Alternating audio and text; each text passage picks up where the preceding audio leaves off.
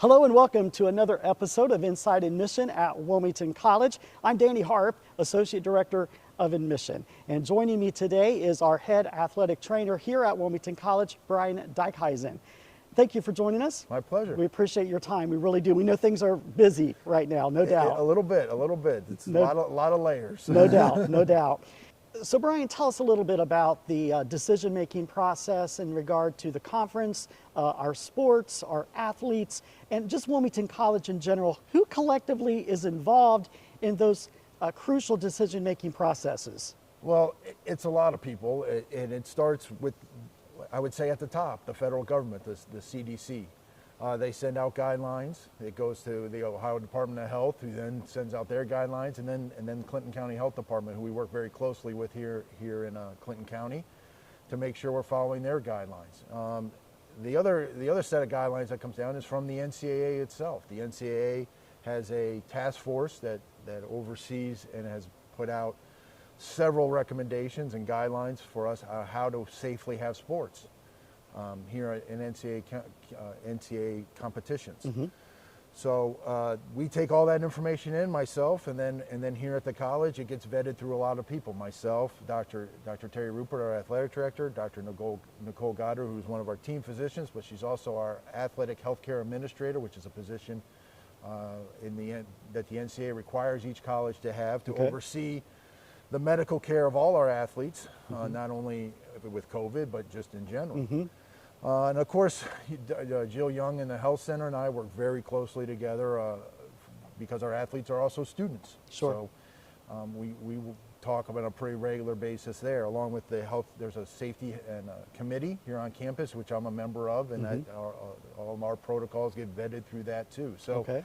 Along with, and then my own staff itself, the rest of the athletic trainers, I talk to them a lot too. So it's definitely not a one-person show. Right. There's a lot of people that have gone into that here at the college. When you look at our conference, the nice thing about our conference is almost on a weekly basis, the head athletic trainers have been meeting via Zoom to discuss what's going on. So these protocols and policies, the nuts and bolts and actual application of the policies and protocols, probably from campus to campus, have to vary a little bit, just because they're different colleges, and different colleges have different resources and different facilities and things like that. But the basic nuts and bolts of the policies and procedures for COVID for the conference of the OAC is very similar across the board. Okay, and we're in a very close agreement across with that. Okay, we have great advice too, because being in Ohio State University, we've had input from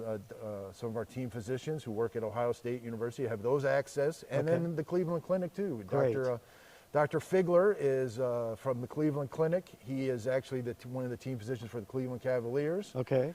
And he has been advising our conference too, because he covers John Carroll University as their team physician. Excellent. So he's been able to kind of step in and been a great sounding board with all our team physicians, who have also met separately too, and so very good. The vetting process of these protocols has been vast, and a lot of people have put their time in, and so here we are. Okay. We're ready to start going, and Excellent.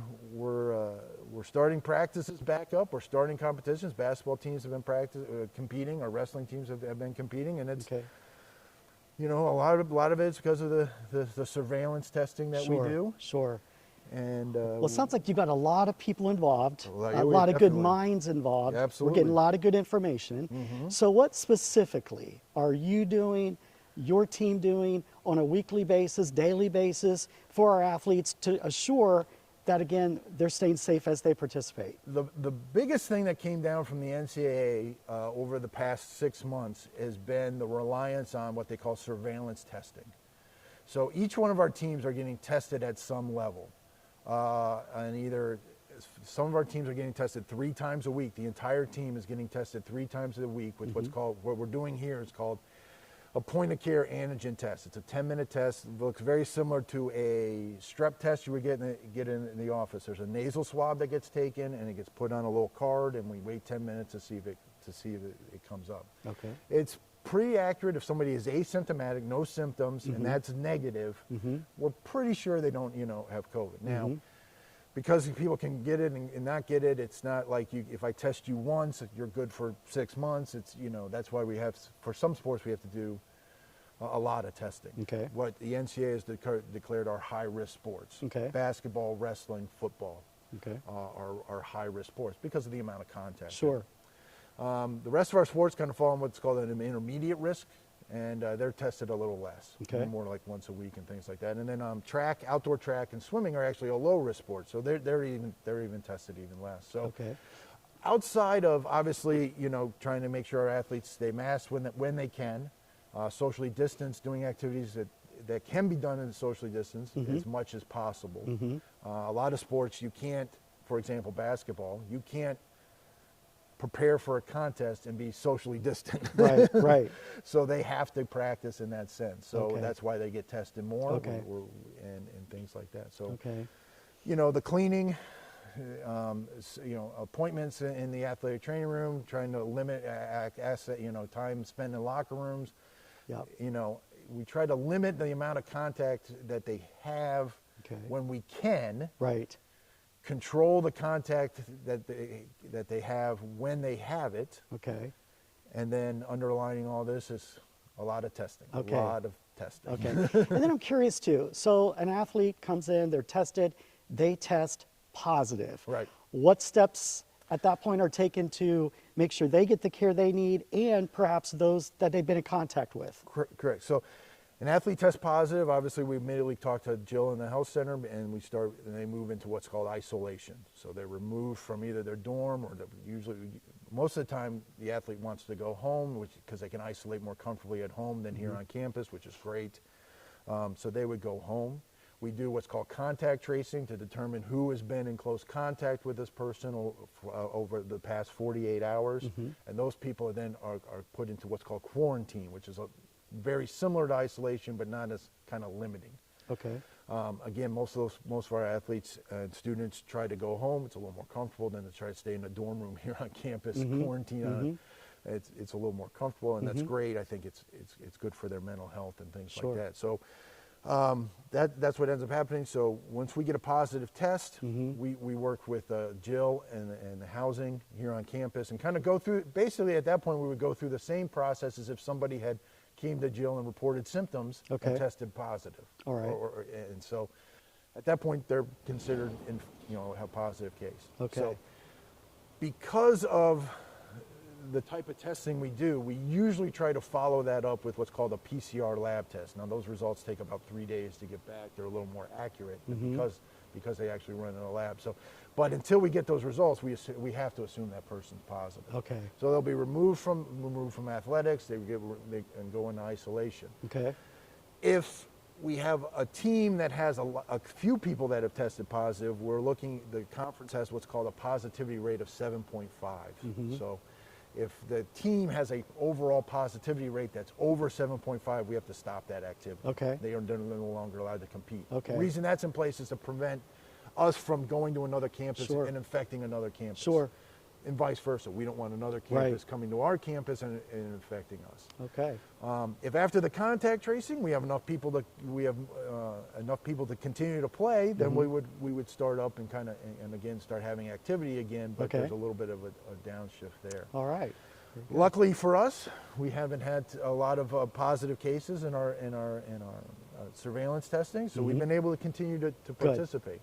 Good. Other schools have not been as lucky. Okay. They've had to cancel some games. That's kind of the nature of the beast too. We're going to try to play. We're hoping to give our kids as much opportunity to compete as we can. Yep. But there's always that risk of it's not going to happen this week. Sure.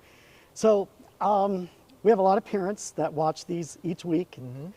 You're a parent. I am a I'm parent. a parent. Yep. What can you tell our audience in regard to their student coming here, and if COVID is still in place and affecting us the way it is now in the fall, as new students arrive, what can you tell our audience to assure them that we're going to keep their students safe? Well, that's my job. I take it very seriously. When I was hired here 9 years ago, that's what I was told, is to make sure our athletes get the best care possible. And that's my mantra every day when I get here. Is that I want to make sure that our athletes, not only with relations to COVID, but just in general. Sure. With the facilities we have here, the staff we've assembled, the partnership with Dreyer and Beacon, I think we can do that. I think we do very well taking care of our athletes. I think the care they get here is, I would put it up against anybody else in our conference, and probably anywhere across the country. Okay. I'm very proud of it.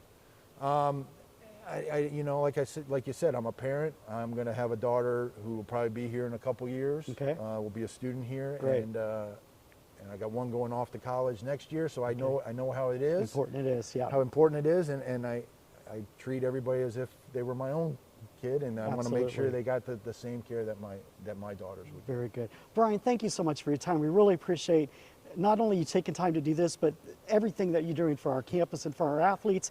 And thank you for joining us. We look forward to seeing you next week for another episode of Inside Admission at Wilmington College.